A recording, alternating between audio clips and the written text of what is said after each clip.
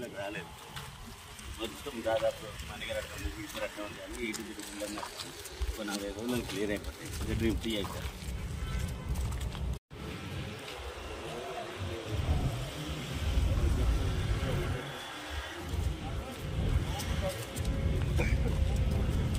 పోయి గ్రౌండ్లో తిరిగి వాకింగ్ చేసి చూసాడు. ఫోన్ వస్తలేవేంద్ర అని చూసిన, ఫోన్ లేదు. వేరే నెంబర్కి కొట్టి చూస్తే స్విచ్ ఆఫ్ వస్తుంది. ఇక ఏమైనా చెల్లబడ్డది రా అనుకున్నా. నీకు ఎట్లా